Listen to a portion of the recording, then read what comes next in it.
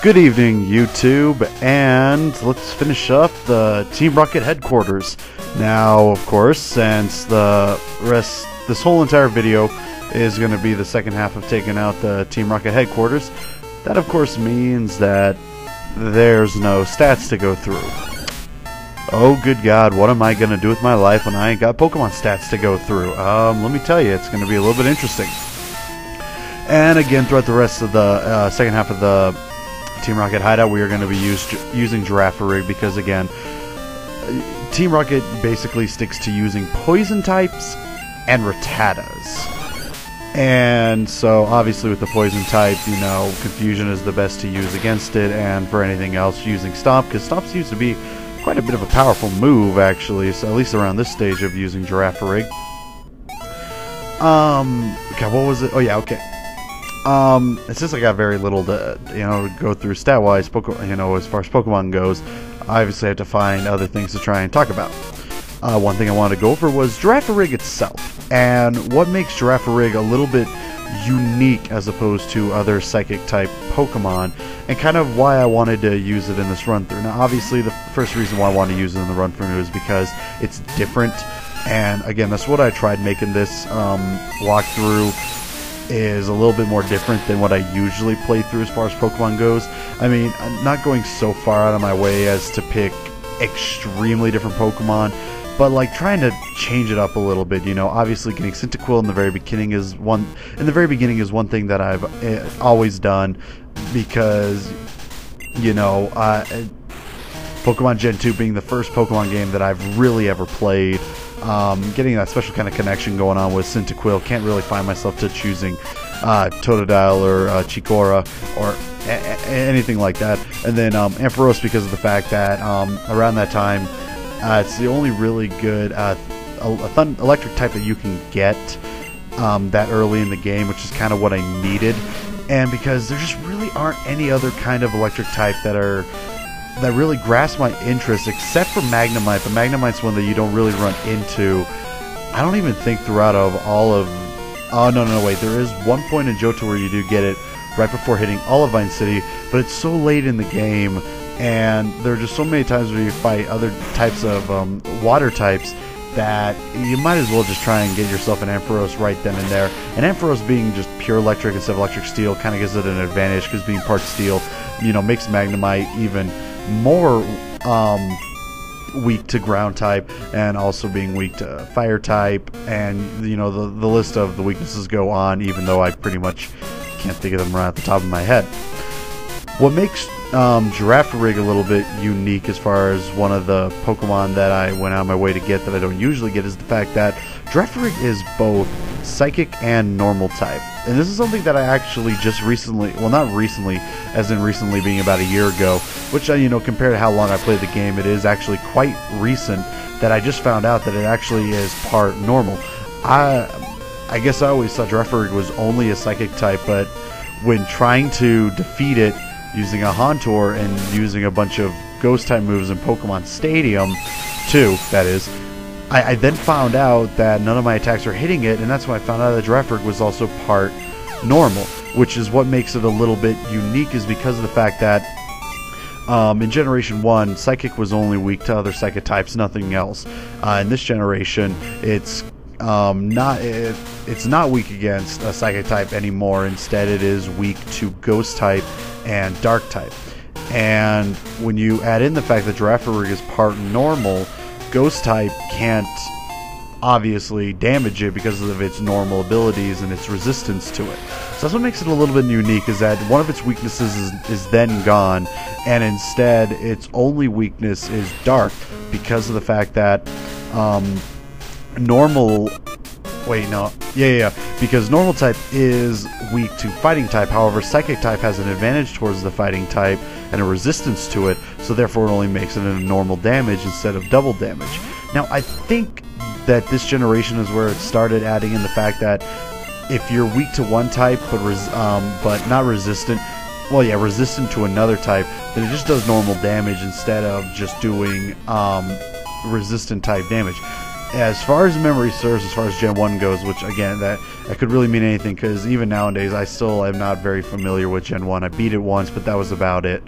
I believe that if, you know, if like, take Bulbasaur for example. Bulbasaur is a bad example. What example do I really want to try? And flying and normal type would probably be the best one to choose. If you were a flying normal type, flying is resistant to fighting, and normal has a weakness to it. And I do believe that in Generation 1, if you used a fighting type on a flying, it wouldn't do as much damage. It would act as a like resistant type because of the flying, instead of just doing normal damage based on, you know, the fact that it's also part normal.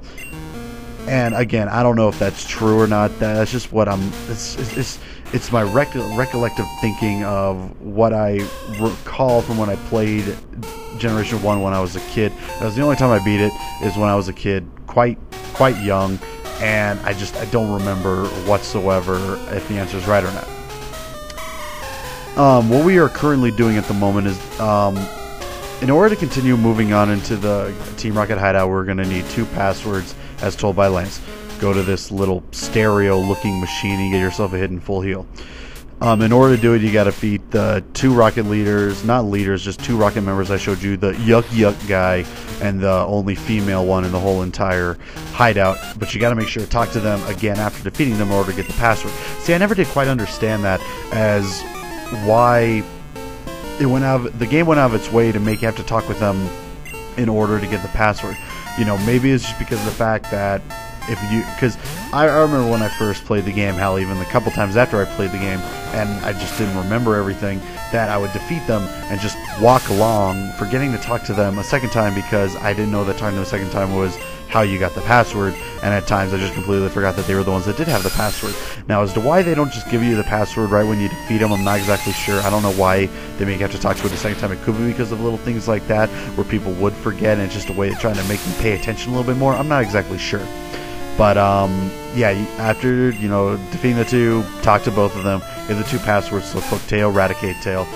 In order to open up a door to an executive to defeat him and get the main password to go to the main machine that's causing the noise that's forcing Magikarp to turn into Gyarados. And as you can see, you know, all the Voltorb looking, although it is Electrode, but all the Voltorb looking Pokemon around it, you know, obviously they're what's powering it, which means that you do get a face off against a lot of them, but it's nothing too big. And before we even get to it, we talk to our rival here. Now, this is kind of interesting, okay? He's saying that he's going to destroy Team Rocket. I think I already went into that in one of my past videos, but that was so long ago. And then he's talking about the fact that he lost to Lance. Now, here's what I don't get, okay? And then he gets mad, and then he says he doesn't have time for the likes of me, and leaves, even though if he did have the time for the likes of me, his Pokemon were pretty much defeated anyways. But what I don't get, if his Pokemon were defeated, why did he continue moving into it as if he was actually going to stand up to the executive? You know? And that's one of the biggest interesting points. I just hit my little boom mic. Boom mic, I can't believe I said that. Pop filter. The one thing I just don't get, and this goes with like Pokemon, it also goes with Yu-Gi-Oh! As far as the English version goes, and so many other ordeals, is, I don't know, you got this 12-year-old kid taking on gang members, Team Rocket being a quote-unquote gang, and you fight only using Pokemon, and when, you know, your Pokemon defeat their Pokemon, they run away. What the fuck is stopping them from just grabbing the kid? It's just a fucking kid. You could beat the shit out of him. Who cares if your Pokemon lost? Just kick the shit out of the kid and go about your business. I never understood that. And again, it's the same way with Yu-Gi-Oh! In the English version, because obviously so much was cut out. But, you know, any kid that, you know, watched Yu-Gi-Oh! At the time, it was like, oh man, I lost, you know, Lil Karibo shows himself, I lost a children's card game, and that's it. That's all that, you know, it's like, oh my god, I'm done for. And in the Japanese version, there are guns and weapons and everything else that makes it a little bit more realistic as to what's going on. Bandit Keith being one of the bigger examples. When he loses to Joey and gets really mad at Pegasus and he jumps at him. English version, all you see is him jumping at him. Big fucking deal. But in the Japanese version, he actually has a gun when he jumps at him. So, you know, obviously, by adding in just the simple things as weapons, so many things start to make a little bit more sense. But Pokemon was one that never really went out of its way to do that, you know, except for the manga. The manga really went out of its way to make it look like, you know, a kid whose Pokemon defeats someone, they can still try and do something, but chances are you can use your Pokemon as self-defense, you know. Lance being one of the prime examples, you know, in the first game, you know, he's badass. In this game, he's badass, and he's actually a bit of a friend in this one. But in the Magna, in the, you know, the yellow version of the Magna, you know, the Elite Four are basically assholes that want to destroy all humans in the world that they don't think should be fit to be Pokemon trainers. They actually want to blow up the whole entire world. And Lance himself uses one of his Dragonairs, not a Dragonite, but a Dragonair, to use Hyper Beam on a whole entire city to wipe it out. Now, even though, I mean, it showed that, you know, the city had to evacuate before it happened, but at the same time, he was going to blow up a whole fucking city with people inside it, you know, to show what's up. I mean, it actually shows that by using their Pokemon, they're a little bit more violent people than just, oh, I lost, I'm gonna go run away now because you're a little kid and your Pokemon are tougher than my Pokemon, I lose, blah, blah, blah, blah. You know, it never really made any sense. But the Magna really makes it make a little bit more sense by adding in just the key element of those key elements. In fact, even the American versions are a little bit, there are some minor things that are taken out of it. I remember taking a look at some of the Japanese versions, whereas like one of them has a mother, like, okay, in the English version has the mother glaring at her daughter, and her daughter gets whiplash from it, and it doesn't make any sense. Well, when you take a look at the Japanese version, the mother actually slaps her daughter in the face, and oh my goodness, a mother slapping a daughter is too freaking violent for, you know, Americans today. We gotta stop this, you know, fucking pansy asses that are all like, oh, a timeout's good enough for kids. Yeah, we'll see where these kids are going right now. Fuck them. I love, you know, even though some of you are children probably watching this, but you know what? Fuck you kids. You know, you guys got it easy compared to what we had. I mean, I know I'm only 22, but even back in my day, you know, you did something wrong, you were shown that you did something wrong, okay? You got your ass kicked by your parents if you did something wrong.